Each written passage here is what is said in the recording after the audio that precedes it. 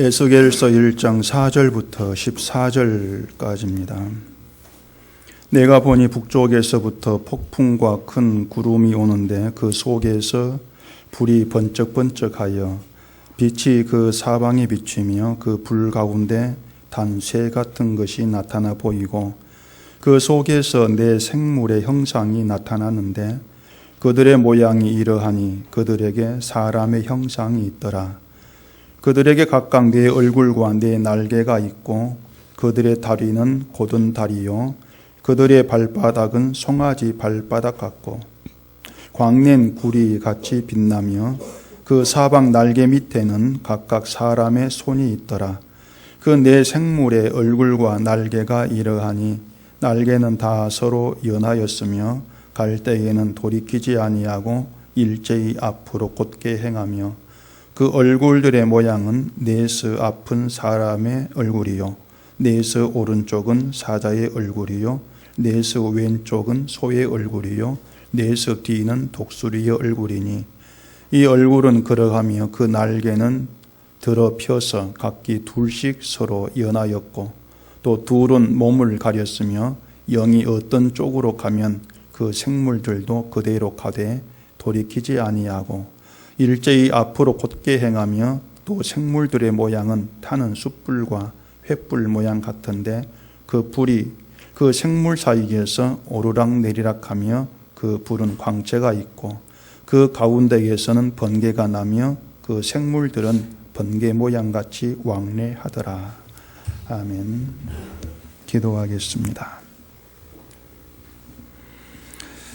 이 시간도 하나님의 귀한 말씀 안에서 우리 하나님께서 우리에게 어떤 분으로 와 계시고 어떻게 일하시는가 하는 것을 깨달아 알게 하시고 우리의 모든 삶에서 그 하나님을 보고 만나면서 우리의 삶들 하나하나가 든든함으로 나갈 수 있도록 인도해 주시옵소서. 예수님 이름으로 기도합니다. 아멘. 라일리안 무브먼트라는 그 단체가 하나 있거든요. 그 단체가 어떤 단체이냐면은 외계인을 숭배하는 그런 단체입니다.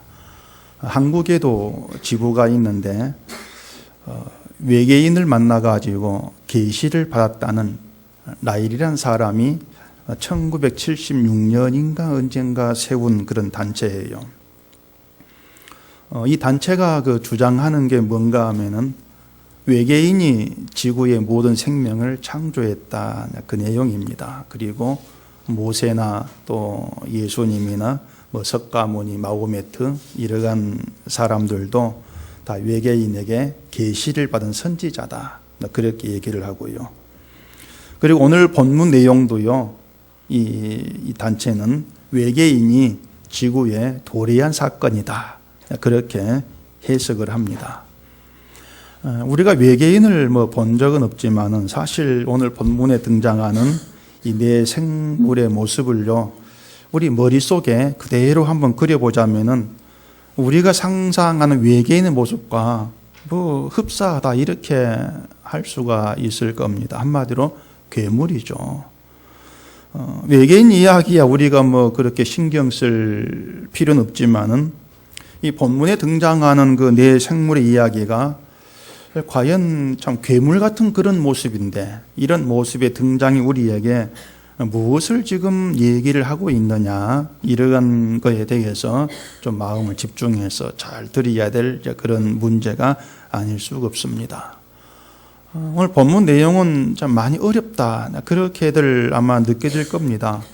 저에게도 역시 어렵다는 그런 느낌을 주는 그런 내용이 아닐 수가 없는데 이 본문 같은 내용을 보면서 어렵다 이렇게 느낄 수밖에 없는 것은 도무지 우리가 그 상상도 할 수 없는 그런 얘기를 하고 있거든요. 마치 무슨 판타지 영화를 보는 것 같은 그런 느낌이 많이 들게 한단 말입니다. 그래서 도대체 이걸 어떻게 이제 해석을 해야 될지 난감할 수밖에 없는 그렇게 그런 문제 때문에 참 어렵다는 그런 느낌을 가질 수밖에 없는 거예요. 그리고 또 이 내 생물의 모습들 여러 가지로 이제 표현하고 있는데 그 모습들 하나하나에서 또 어떤 의미를 좀 찾으려고 하다 보기 때문에 또 어렵게 느껴질 수밖에 없는 겁니다. 가령 내 생물의 얼굴이 뭐 사람 모양도 있고 사자도 있고 송아지도 있고 독수리도 이렇게 하는데 이 사람 얼굴은 뭘까? 또 사자 얼굴은 뭘 의미할까? 송아지는 뭘 의미할까? 이렇게 하나하나 파고 들어가려고 하다 보니까 벽에 부딪히고 또 어려울 수밖에 없는 것이죠. 그래서 이 에스겔서를 보면서 이제 그런 식으로 하나하나 우리가 파헤쳐 들어가 가지고 이게 뭘 의미할까? 그렇게 해석을 하려다 보면 참 어찌 보면은 억지로 갖다 붙이는 그런 결과를 또 초래할 수밖에 없고요.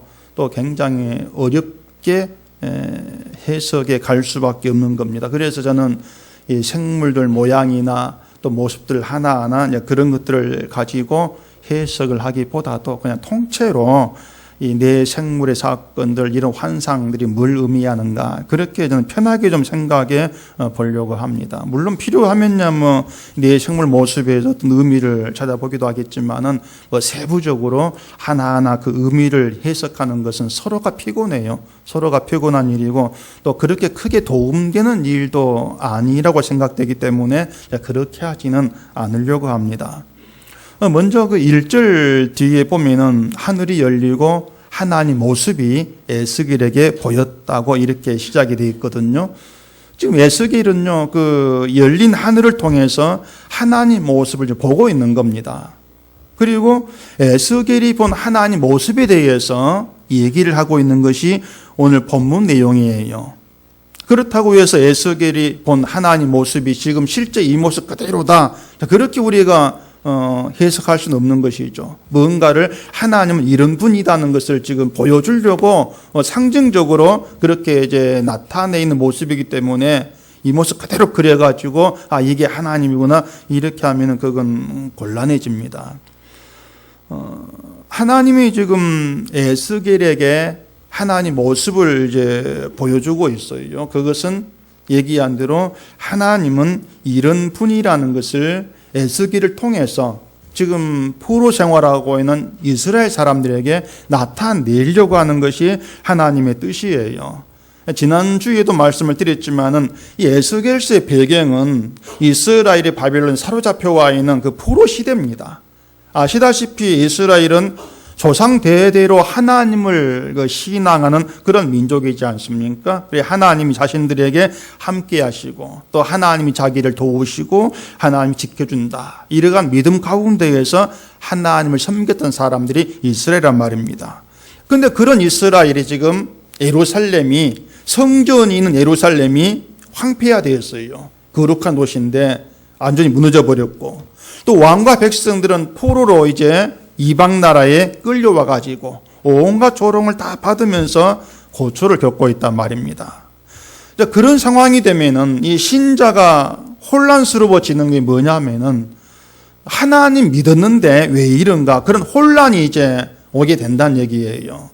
욥도 그런 혼란이 있었지 않습니까? 내가 죄 지은 적이 없는데 왜 이런 재앙을 받느냐? 그게 욥의 혼란이었어요. 마치 하나님이 안 계신 것 같은 그런 상황이 혼란스러운 것이고 그런 상황에서 하나님을 어떻게 믿어야 될지 어려운 문제로 다가와질 수밖에 없는 겁니다. 그래서 그런 상황이 되면 사람들이 기대하게 되어진 것이 뭐냐면은 빨리 하나님이 내 문제를 해결해 주는 거예요. 해결해 주어서 하나님이 함께하는 것이고 하나님이 살아계시고 나를 사랑하시고 이러한 모든 것들이 좀 드러나고 그렇게 확인되어지는 그걸 기대를 하게 되어지는 겁니다. 이게 어려움 가운데 있는 사람들의 공통적인 마음이라 할 수 있단 말입니다. 근데 이제 문제는 하나님의 그 뜻이 다르다는 얘기죠. 하나님이 생각이 달라요. 지금 하나님이 이스라엘을 바벨론에 사로잡혀가게 했는데 그 이유가 뭐냐면은 그 이스라엘이 범죄했으니까 좀 너희들 그 벌로 고생을 해라 이런 의미가 아니라겠지 않습니까? 물론 겉으로 보면은 범죄에 대한 심판이에요. 그런데 그 심판에 하나님의 다른 마음이 있다는 겁니다. 그냥 벌 주는 게 아니고 다른 마음이 담겨 있다는 거예요. 그러니까 그 겉으로 드러난 심판 속에 담겨 있는 하나님의 다른 마음, 그 마음을 알아야만이 하나님을 안다고 할 수가 있는 것이고, 또 하나님 마음을 알게 되어진다면은 그 심판죄는 보이는 그런 상황에서도 하나님으로 인해서 감사하게 되어지고 찬송하게 되어지는 거예요. 그걸 신앙이라 한단 말입니다. 이스라엘을 그런 신앙의 세계로 끌어가기 위해서 일을 하시는 분이 하나님의 지금 일이 되는 것이죠. 자, 그러면은 그 하나님 어떻게 이제 드러나는가? 그 에스겔이 본 모습을 통해서 보십시다. 그 4절에 보면은 내가 보니 북쪽에서부터 폭풍과 큰 구름이 오는데 그 속에서 불이 번쩍번쩍하여 빛이 그 사방에 비치며 그 불 가운데 단 쇠 같은 것이 나타나 보이고, 이렇게 되어 있습니다. 북쪽에서부터 폭풍과 큰 구름이 오는 것을 에스겔이 보는데 그게 하나님의 모습이란 얘기죠. 에스겔이 본 하나님 모습 시작이 그거예요. 자, 여러분이 만약에 하나님이 여러분께 다가오신다, 또 하나님이 여러분께 함께 하신다고 했을 때에 어떤 모습으로, 어떤 하나님으로 다가오시고 함께 있으면 좋겠다는 생각이 듭니까? 어떤 하나님이겠습니까? 아마 마음씨 좋은 그 할아버지, 손자가 예쁜 손자 대하는 것처럼 손자가 원하는 게 있으면 다 들어주고, 어떤 이런 마음씨 좋은 그런 하나님으로 다가오시고 함께 하시고, 아마 그랬으면 좋겠다는 생각이 있을 거예요. 누구나 하나님이 내게 그런 분이었으면 좋겠다는 생각이 있다는 얘기입니다. 근데 지금 이스라엘에게 다가오신 하나님은요, 폭풍과 큰 구름으로 오시는 거예요. 그 폭풍과 큰 구름이 의미하는 게 환란입니다. 폭풍이 불어가지고 다 날려버리고 휩쓸어버리지 않습니까? 큰 구름이 가득 덮여 있는 것, 어둠이고 환란이에요. 그런 분으로 오신다는 것이죠. 전혀 생각지도 못한 그런 하나님으로 이스라엘에게 오시는 겁니다. 그 폭풍과 큰 구름을 하나 오시는데 북쪽에서부터 온다고 하지 않습니까? 그 북쪽에 있는 게 뭐냐면은 바벨론이에요. 이스라엘 북쪽에 바벨론, 그 나라가 있었던 겁니다. 북쪽은 바벨론 가리키는 그런 말이죠. 그렇게 오면 하나님, 지금 이스라엘의 하나님은 바벨론을 도구 삼아가지고 이스라엘을 큰 환란과 재앙에 빠뜨리는 그런 분으로 오신다는 겁니다. 그게 에스겔이 본 하나님의 모습이에요, 지금. 에레미야 1장에도 오면은 에레미야 선지자가 환상을 보는데 끓는 가마를 본 그 내용이 나와요. 근데 그 끓는 가마가 어떤 모습이었냐면은 기울어져 있는데 윗면이 북쪽에서부터 아래로 기울어져 있는 그런 모습으로 에레미야가 환상을 봐요. 자, 그러면은 그 기울어진 가마가 북쪽에서 아래로 기울어져 있습니다. 그럼 그 가마 속에 있는 끓는 그 물이 어디로 쏟아지겠습니까? 아래 남쪽이겠죠. 그 남쪽에 뭐가 있습니까? 유다가 있어요. 결국은 에레미야가 본 그 환상도 뭐냐면은 그 끓는 가마, 결국 바벨론을 들어가지고 아래에 있는 유다에게 엄청난 환란과 재앙을 쏟아 붓겠다는 것. 그게 에레미야에 나오는 예고의 내용이 있다는 겁니다. 그러니까 에스겔이 본 하나님 모습이나 에레미야가 본 하나님 모습이 모두가 다 이스라엘을 환란과 재앙에 빠뜨리는 그런 하나님으로 봤단 말이에요. 환란과 재앙에 빠뜨리는 거. 자, 우린 이것을 이스라엘만 겪어야 될 그런 문제로 생각할 수가 없는 겁니다. 이스라엘 범죄였으니까 그런 환란 당하는 게 마땅하지, 이렇게 쉽게 접고 넘어갈 문제가 아니라는 얘기. 왜냐하면 그 이스라엘의 범죄가 오늘 우리의 범죄거든요. 우리가 이스라엘과 다르게 있는 게 아니에요. 똑같은 범죄 가운데 우리가 있다는 얘기입니다. 그렇다면은 그 이스라엘에게 폭풍과 큰 구름으로 다가오신 그 하나님이 오늘 우리에게도 역시 폭풍과 구름으로 다가오시고 그런 하나님으로 함께 하신다. 그렇게 봐야 마땅한 거예요.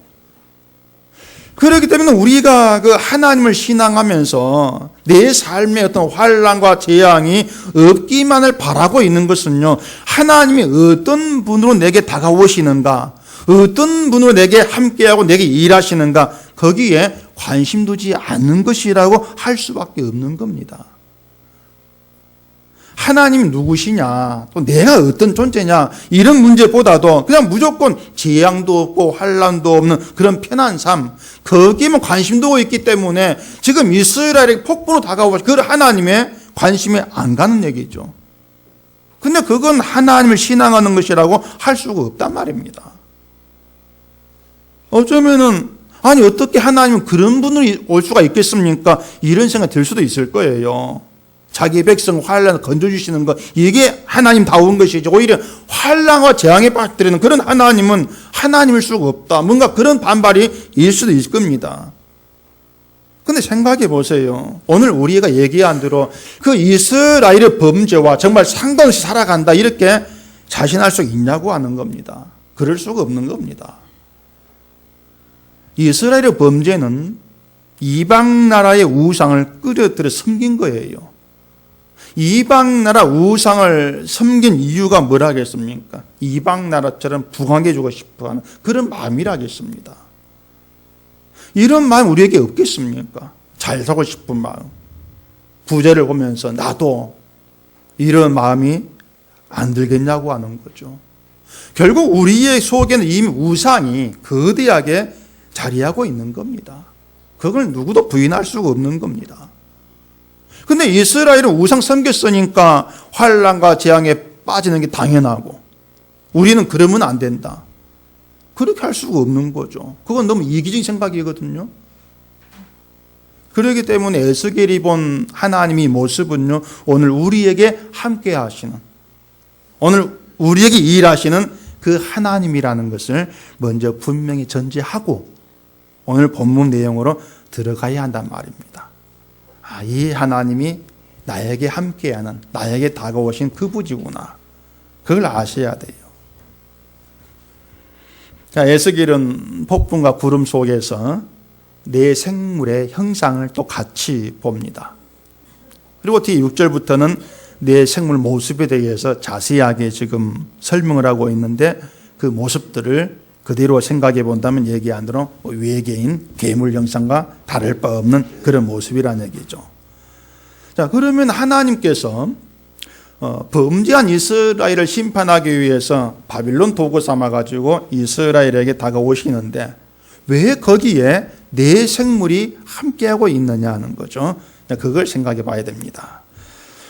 먼저 생각해 볼 것은, 만약에 내 생물의 환상이 없다면, 하나님 오시는데 내 생물이 빠지고 없다면 어떤 하나님으로만 남겠냐고 하는 거예요. 내 생물이 없다면 하나님은 범죄한 자를 심판하는, 범죄했기 때문에 환난과 재앙에 빠뜨려버리는 그런 하나님이 전비일 수밖에 없는 겁니다. 근데 내 생물이 함께하고 있다는 거, 바로 이것이 그 심판의 전부가 아니야, 이걸 얘기하고 있는 거예요. 환난과 재앙에 빠뜨리는 거, 그게 전부가 아니라는 겁니다. 그게 내 생물 역할을 통해서 보여주고 있는 거예요. 이 내 생물은 계시록에 등장합니다. 요한계시록에. 그 요한계시록 4장에 보면은 요한도 하늘에 열린 문이 있어가지고 하늘 보좌를 봐요. 요한이 하늘 보좌를 보는데, 근데 그 하나님 보좌 주위에 내 생물이 있더란 얘기입니다. 여러분도 그런 환상 보고 싶습니까? 요한처럼, 에스겔처럼 하늘이 쫙 열려가지고 보좌가 보이고 그 보좌 옆에 막 내 생물이 있고 보고 싶어요? 별로 관심 없다는 것 같은데 이상하네. 그 보고 싶으면 성경 보시면 돼요. 성경 그대로 상상하면은 이게 하늘이구나. 딴 거 없어요. 간단하단 말입니다. 근데 그 요한이 본 내 생물이 어떤 모습이냐면 에스겔과 똑같아요. 그 내 생물이 에스겔처럼 사자 같고 독수리 같고 송아지 같고 사람 같은 그런 모습을 요한도 봤던 거예요.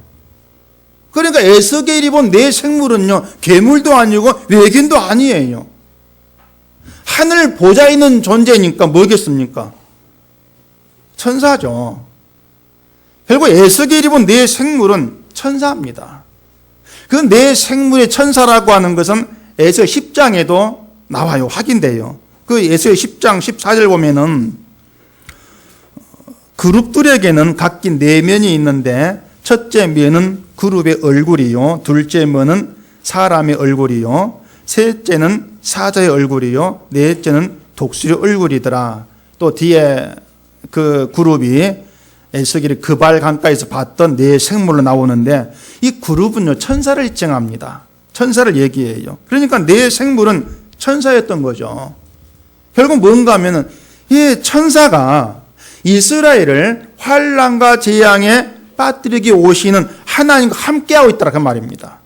함께했는데 이 천사가 어떤 존재냐면은 하나님의 지시를 받아가지고 활동하는 그런 존재란 말입니다. 그러면 천사들이 하나님의 지시를 받아가지고 이스라엘에게 활동해야 될 그런 일이 있다는 것이죠. 그러니까 함께 하고 있는 거겠죠. 지금 뭐 천사에 대해 얘기하니까 무슨 동화 같은 그런 얘기로 뭐 들릴지 모르겠는데 그만큼 사실 우리는 천사란 존재에 관심을 안 두고 있습니다. 천사 그러면은 그냥 뭐 하얀 옷 입고 날개 달린 상상 속의 그런 존재로만 그냥 인식할 뿐이지 별 관심을 안 두지 않습니까? 근데 성경 보면 천사가 굉장히 많이 등장을 해요. 이 천사는 그냥 상상 속의 그런 존재가 아니고요. 하나님의 지시에 따라서 하나님이 일을 하는 그런 존재입니다. 히브리서 1장 14절에 천사를 이렇게 얘기하거든요. 모든 천사들은 섬기는 영으로서 구원받을 상속자들을 위하여 섬기라고 보내심이 아니냐 이렇게 되어 있어요. 이 천사는 섬기는 영으로 이렇게 일하고 있는데 누굴 섬기는가 하면은 구원받을 상속자들 위해서 섬긴다는 거죠. 그 섬김을 위해서 보내봤다는 얘기입니다. 구원받을 상속자라고 하는 것은 하나님이 불쌍히 여기시고 궁의를 베푸시고 사랑하기로 작정하신 하나님 백성이지 않습니까? 다시 말해서 그리스도인이라고 하는 것은 천사의 섬김받는 그런 존재라고 하는 거예요. 그게 그리스도인입니다. 자, 천사의 섬김받는다. 뭐 그렇게 별로 실감 있게 다가오지 않을 겁니다. 왜냐하면 내가 천사의 섬김받고 있다고 인정될 만한 그런 어떤 특별한 일이 안 보이니까 그냥 하는 말이겠지 뭐 하면 듣고 그냥 지나칠 거예요. 사실 천사가 신자를 섬긴다 해가지고 뭐 우리가 천사의 명령을 해가지고 뭐 움직이는 그런 건 아니지 않습니까? 이 천사는요 하나님의 지식에 의해서만 활동을 합니다. 다만 그 활동이 천사의 활동이 신자를 섬기는 것으로 나타나진다고 하는 것이죠. 이처럼 하나님이 택한 백성을 섬기는 천사가 이스라엘을 심판하기 위해서 오시는 하나님과 함께 한다는 것은 말씀드린 대로 지금 하나님은 이스라엘을 환난과 재앙에 빠뜨리는 그것 말고 다른 뜻을 가지고 다른 의도를 가지고 일하신다는 거죠. 그걸 가르치고 있는 겁니다. 그게 이스라엘의 하나님이다 그 얘기예요. 우리는 그 하나님을 잘 안다고 생각하는 그런 경향이 굉장히 많이 있습니다. 그래서 하나님을 알아야 됩니다. 이렇게 얘기하면은 그걸 뭐 별로 중요하게 이렇게 받아들이지를 않아요. 근데 우리가 하나님을 안다고 하는 것은요, 겨우 어떤 얼굴 정도 아는 그런 수준이 되면 안 되는 거예요. 무슨 말인가 하면은, 자, 네 생물을 보면은요, 사람과 사자와 송아지와 독수리 얼굴을 하고 있습니다. 근데 여러분, 네 생물의 얼굴 중에서 여러분 모르는 거 있습니까?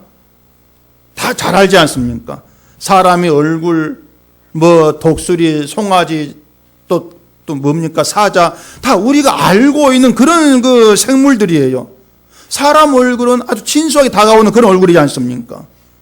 사자 얼굴. 사자 어떻게 우는지 뭘 먹는지 우린 잘 알아요. 가까이 물려 죽는다는 거. 독수리도 어떤 생김새인지 또 뭘 먹는지 우리 잘 알고 있단 말입니다.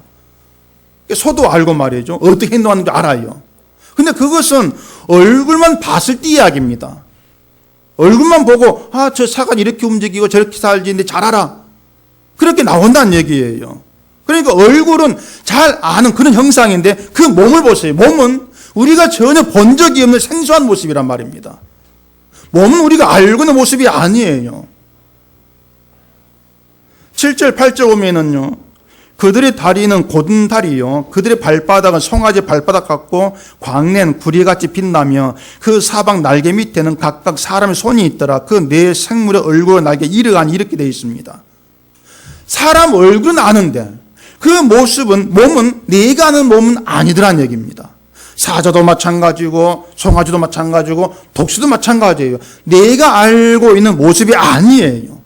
결국 안다고 했는데 사실은 생소한 존재라 그 말입니다. 바로 이것이 뭐냐면 우리가 하나님을 안다고 생각했던 것과 같은 거란 얘기입니다. 우리는 하나님은요, 우리가 아는 분이 아니에요. 근데 우리가 안다고 하는 것은 단지 겨우 얼굴만 보고 알고 있는 그런 수준에서는 알아. 이렇게 하고 있을 뿐이지 그 하나님이 어떻게 일하시고 어떤 마음을 가지고 뭘 이루시려고 일하시고 이건 전혀 모르는 상태라 그 말입니다. 그게 내 생물의 이야기예요. 너희가 아는 그 생물이 아니라는 것이죠. 결국 하나님은요, 내가 생각하고 내가 원하고 내가 바란 대로 그렇게 활동하고 움직이고 일하시는 그런 분이 아니라는 거지. 이걸 우리가 받아들여야 한다 그 말입니다. 그래야만 우리의 신앙이 하나님을 향해서 좀 바르게 그렇게 나아갈 수가 있는 거예요. 다시 말하지만요, 하나님이 누군가는 잘 알고 있어. 생각 버리세요. 만약 우리가 하나님을 정말 잘 알고 있는 게 사실이라면요, 우리의 삶은 어떤 상황에서도 흔들리면 안 돼요. 두려움도 없어야 되고 걱정도 없어야 됩니다. 항상 담대하게 늘 그렇게 살아가야 돼요. 하나님을 아니까. 그런데 우리는 조그만 일에도 막 못 살 듯이 원망하고 불평하고 막 그렇게 살지 않습니까? 그런 게 과연 하나님을 아는 신앙이라고 할 수 있느냐, 이걸 생각해 본다면 난 하나님 모른다. 그렇게 우리는 인정되지 않을 수가 없는 겁니다.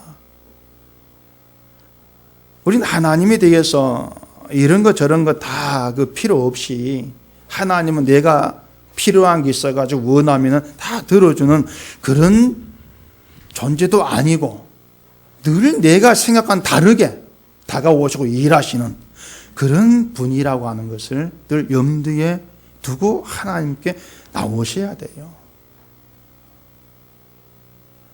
우리의 누구든지 내가 원한 대로 살지를 못하거든요. 여러분이 살아가시면서 내 아픈 것이 여러분 계획 속에 들어있는 일이었습니까? 때때로 내가 손해보고 또 가정 잃게 되는 그런 일들이 여러분 계획 속에 들어있던 그런 일이 아니었지 않습니까?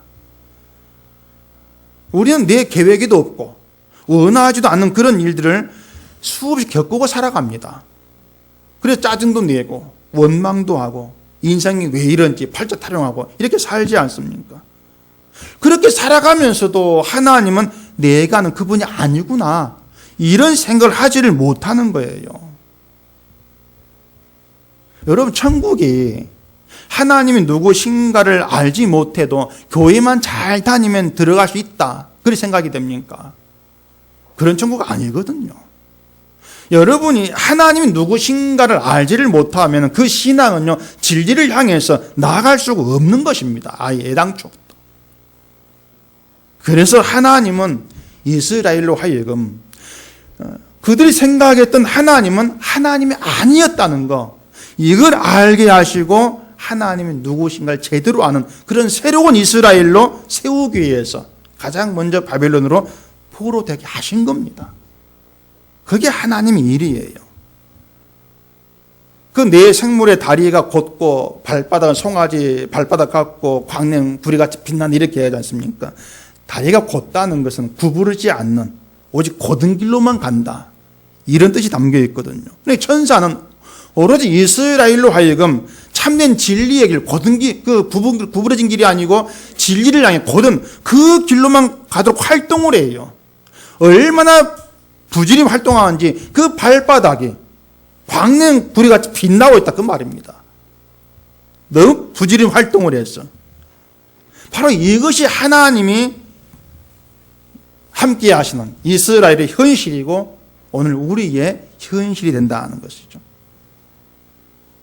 근데 이스라엘은 포로가 된 그 현실에서도 하나님이 누구신가를 전혀 생각지도 아니했고 알려고도 하지를 않았습니다.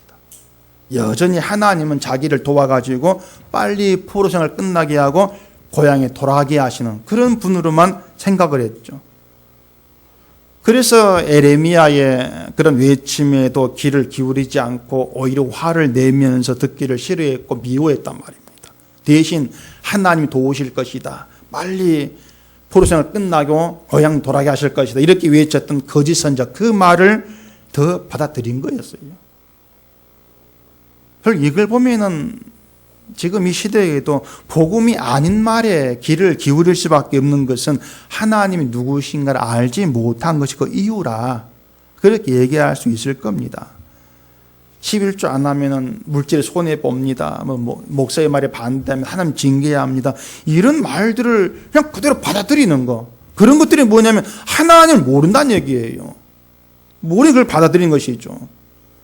물론 주된 이유는 성경 근거해가지고 하나님을 알기보다 내가 알고 있는 하나님을 전부 생각하기 때문에 그런 게 그게겠지만은 도무지가 하나님에 대한 그 생각, 하나님을 알고자 하는 그 마음이 너무 희박하다는 겁니다. 그게 지금의 그 현실이에요. 천사가 어떤 역할을 한다고 했습니까? 구원받을 상속자를 섬긴다 했잖아요.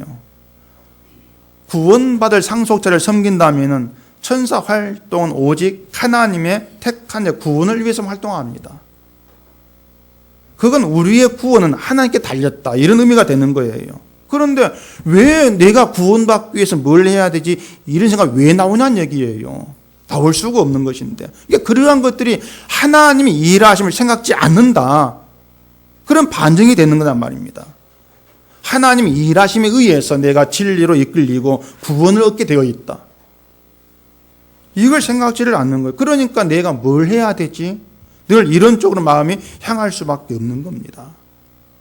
여러분, 신앙은요, 내가 열심히 뭔가를 행하는 게 있는 것이 아니고 나를 진리의 길로 가게 하시고 구원을 얻게 하시고 일하시는 그 하나님 바라보면서 하나님 일하시면 신뢰하는 겁니다. 그게 신앙입니다. 딴 거 없어요. 하나님의 일하심, 그걸 신뢰하고 감사하는 겁니다. 그게 진리의 길로 가는 겁니다. 이런 신앙이 보잘것인 우리의 행함으로 평가되고 적을질 수 없다는 거예요. 이걸 아셔야 돼요. 그 4절 보면은 폭풍과 큰 구름 속에 불이 번쩍번쩍하여 빛이 사방에 비치고 불 가운데 단 새 같은 것이 있다고 하잖아요. 또 13절 보면은 또 생물들의 모양은 타는 숯불과 횃불 모양 같은데 그 불이 생물 사이에서 오르락내리락 하며 그 불은 광채가 있고 그 가운데에서는 번개가 남이 이렇게 되어 있습니다. 불이 등장합니다. 불이. 지금 하나님은 이스라엘로 하여금 불을 경험하게 합니다. 불은 하나님의 심판을 의미하는 거예요. 그걸 본다면은 불을 경험하게 하신다는 얘기는 자신이 심판을 받아야 될 저주의 자식이랑 알게 하신다는 얘기입니다. 그게 이스라엘의 하나님이에요. 이 사람들은 되게 자기 잣대를 가지고 신앙생활 잘하면 하나님 기뻐할 거야 이렇게 생각을 하는데 하나님이 기뻐하시는 것은요, 내가 저주 받을 자임을 아는 겁니다. 상한 심령으로 하나님께 나와지는 거예요. 그게 하나님께 기쁨이 되는 거예요. 내가 저주 받을 자이라는 것을 아는 게 왜 하나님께 기쁨이 되어지는가 하냐면은 나 자신을 알게 되면서 하나님의 은혜가 참으로 그가 무한하다, 이걸 알게 된다 그 말입니다. 그러니까 내 심판만을 알게 된 것이 아니고 그런 나를 구원한 하나님 은혜가 크게 다가와지는 거예요. 그게 기쁨이 되어지는 거예요. 그래 항상 얘기하지만은 하나님의 은혜를 도무지 받아 누릴 수 없는 내가 은혜를 받았고 긍휼을 입었다는 것 자체가 감사가 되지 않을 수가 없는 거란 얘기입니다. 그게 신자라는 거예요. 그래서 감사로 제사 드리는 것이 하나님을 영화롭게 하는 것이다. 그렇게 말하지 않습니다. 그런데도 하나님의 어떤 마음과 그 뜻을 알지 못한 사람들이 늘 엉뚱한 데를 헤매면서 하나님 신앙한다 이러고 있다는 얘기죠. 내가 저주받을 자라는 거, 이걸 알게 되어지면 내 힘 가지고 도무지 구원에 이를 수가 없다는 것을 알 수밖에 없습니다. 그렇기 때문에 나 구원받았어, 이것이 아니고 구원될 수 없는 내가 어떻게 구원이 되었나, 거기에 마음을 두게 되는 것이고, 이런 신자가 하나님으로 인해서 감사함과 기쁨으로 또 하나님 일을 신뢰하는 그런 믿음으로 가게 되어질 수가 있다는 얘기입니다. 때문에 우리에게 함께 하신 하나님은요, 여러분에게 돈 지어주고 편히 살아봐라 이렇게 일하시는 분이 아니고 여러분의 영생을 위해서, 생명을 위해서 일하시는 분이라는 것을 확고하게 믿으셔야 된단 말이죠. 그 하나님을 의지하셔야 돼요. 저는 이 말씀을 여러분께 드리면서 정말 여러분들이 더 많은 복을 좀 누리기를 간절히 바라고 있습니다. 더 많은 복을 누리시기를 원해요. 제가 말씀드린 그 복이라고 하는 것은 여러분의 심령이 더 가난해지시고 상한 심령이 되어서 하나님이 없이는 단 하루도 살 수 없는 그런 상태의 신앙으로 이끌려가는 걸 얘기하는 겁니다. 그게 복이거든요. 난 하나님 없이는 하루 살 수 없는 존재야. 그걸 아는 게 얼마나 복된 건지 아십니까? 정말 복된 상태입니다, 그것이. 하나님 없이는 난 하루도 살 수 없다. 이런 믿음에 그런 상태가 되어지면 모든 삶이 은혜로 충만하게 다가와지는 거예요. 환난과 재앙 속에서도 은혜 아닌 게 없다. 그런 놀라운 고백으로 나갈 수밖에 없어요. 그렇게 본다면 우리가 상한 심령이 되어진다는 거, 그거야말로 기적이죠. 이렇게 하나님이 일하심으로 인한 기적은요, 여러분의 심령에서 일어나는 기적이라는 겁니다. 여러분 마음이 일어나요. 마음에서 금리빨 나고 뭐 병 나고 그게 우리가 천국 가는 그런 증표가 아닌 거예요. 상한 심령이 되어서 오직 하나님으로만 살아가는 그 심령으로 새롭게 되어진 그 사람이 천국 백성이죠. 천사가 수종 드는 것은, 섬기는 것은 바로 우리를 그런 신자로 만들어 가기 위해 섬기고 있는 겁니다. 그게 하나님 지시의 명령이 있거든요. 천사를 향한. 그런 섬김 덕분에 우리가 말씀을 통해서 뭔가를 알게 되어지고 하나님 이런 분이구나 깨달아가게 되어지는 것이고, 하나님께 마음을 두면 진리로 가게 되어지는 그런 나로 새롭게 늘 나오게 되어지는 것이죠. 그게 바로 저와 여러분입니다. 그러니까 나를 불쌍히 여기시고 긍휼히 여기시는 그 하나님께 마음을 두시고, 그 하나님이 함께할 때 나에게 주어진 모든 일 속에, 비록 그것이 지금 현재 재앙으로 환난으로 고통으로 주어진다 할지라도 그 속에는 천사를 지켜서 일하시는 하나님의 마음이 담겨 있다. 거기에 우리의 시선을 둬야 될 겁니다. 그게 하나님의 사랑을 아는 거예요. 우리가 하나님의 사랑도 구하고 또 하나님이 나를 사랑해 주기를 원하는 그런 마음도 있지만은, 그보다 먼저 여러분이 분명히 못 박아 두실 것은요, 나는 하나님의 사랑을 받을 가치가 없다는 겁니다. 그래야만이 사랑받을 수 없는 날 사랑하시는 그 하나님의 사랑에 감격이 되어지는 거예요. 그게 복을 누리는 겁니다. 그 감격이 있다는 것이. 하나님 자기 백성을 그런 복으로 이끌어가고 계시는 것이죠. 세상 것으로 자기를 채우고 싶어하는 그런 사람에게는 그런 하나님이 마음에 안 들죠. 못마땅하지죠. 그런데 전심으로 영생을 바라보시고 생명에 나의 모든 뜻을, 내 인생을 걸고 살아가는 그런 신자에게는 이런 하나님 일하심에 박수를 치지 않을 수가 없다는 얘기입니다. 박수를 치면서 감사함이 늘 터져나올 수밖에 없는 것이죠. 하나님이 설사 폭풍과 큰 구름으로 내게 오신다 할지라도 오시옵소서, 그렇게 할 수 있는 그런 사람이 진짜 신자죠. 나는 그러하니 싫습니다, 막는 게 아니죠. 예, 오시옵소서. 우리가 어떤 그런 열망, 그런 소원, 그런 믿음의 사람으로 되어진다는 것 자체가 내가 정말 꿈꿀 수 없는, 생각도 못한 그런 새로운 낮이 않습니까? 그게 내 마음속에 발생된 기적이란 말이에요. 하나님에서 발생되는. 오늘 본문에서 하나님 바로 그런 분이었구나, 이걸 여러분이 살펴 아시고 그 하나님이 여러분께도 보이시면서 여러분이 어떤 삶에서든 하나님을 신뢰하고 믿음으로 인해서 두려움과 낙심과 원망, 그 길보다도 사랑 때문에 감사함이 있고 감격이 있고 은총에 대한 찬송이 있는 그런 복된 길로 가시고 그 복을 더 많이 누리시기를 바랍니다. 기도하겠습니다.